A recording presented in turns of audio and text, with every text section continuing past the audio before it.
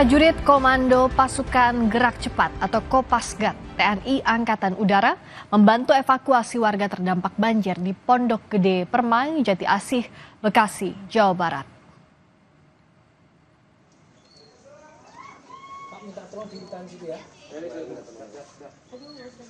Prajurit Kopasgat TNI AU mengevakuasi warga yang bertahan di lantai 2 rumah mereka. Jelang malam makin banyak warga yang meminta untuk dievakuasi. Karena kondisi tanpa listrik membuat warga meminta dievakuasi. Warga pun membutuhkan bantuan makanan untuk berbuka puasa. Ini menjelang gelap, otomatis penerangan juga nggak ada. Evakuasi juga agak kesulitan kalau gelap. Terus mungkin di rumah-rumah yang nunggu kan alat komunikasi juga pasti mati semua. Kemungkinan sebelum matahari terbenam ya mereka harus menyiapkan kalau memang butuh dievak keluar segera, jangan nunggu gelap dulu.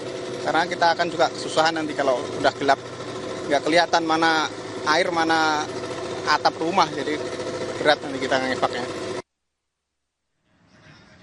Banjir merendam perumahan Pondok Gede Permai, Bekasi hingga menenggelamkan rumah warga. Sebagian warga bahkan harus bertahan di atap rumah.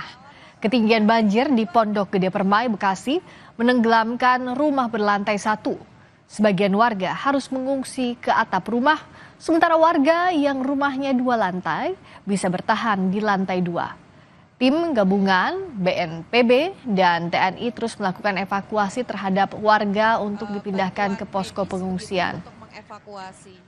Kita pantau banjir di Pondok Gede Permai, Bekasi. Ada Malaika Kridaman dan juru kamera Andika Pratama. Malaika, situasi saat ini seperti apa di Pondok Gede Permai? Apakah warga masih dievakuasi dan apakah banjir mulai surut? Ya, kalau sampai dengan saat ini memang banjir masih terlihat dan juga ketinggian banjir masih cukup tinggi, Friska dan juga saudara. Namun sebetulnya yang unik di sini baru saja jam sekitar 6 lewat begitu ya, itu adalah jam berbuka puasa dan di sini banyak sekali warga-warga yang berbuka. Dan sebetulnya yang menariknya dari cerita warga-warga setempat, khususnya warga di perumahan Pondok Gede Permai ini bahu-membahu dan saling menyiapkan makanan berbuka untuk satu sama lain. Lebih lengkapnya saya mau sapa Pak Daiman, selamat malam. Selamat malam, Mbak. Pak Daiman baru buka puasa? Ya, alhamdulillah sudah buka puasa. Pak, bagaimana sih rasanya ini banjir melanda kawasan perumahan Bapak di bulan Ramadan? Saya sangat kaget sebagai kepala sekolah SD Jatirasa 5 ya, Mbak ya. Dikarenakan malam saya turun dari instruksi dari kepala dinas melalui Bukabid, saya mengamankan alat-alat berupa laptop, komputer ya, dan diamankan di lantai 2. Namun demikian begitu sampai jam 3 pagi saya di sini saya langsung merapat balik arah, kalau enggak waduh saya kejebak. Dan itu juga saya baliknya kejebak di daerah Geraha Indah ya. Nah, oleh karena itu harapan saya sebagai mana kegiatan KBM sedang berjalan, untungnya posisi anak lagi libur di awal Ramadan. Kalau enggak waduh kita bingung. Pak, ini kan di bulan Ramadan dan tadi mendengar cerita dari warga setempat ini sedang saling bahu-membahu begitu ya untuk menyiapkan makanan berbuka puasa untuk satu sama lain. Ini tanggapannya seperti apa, Pak?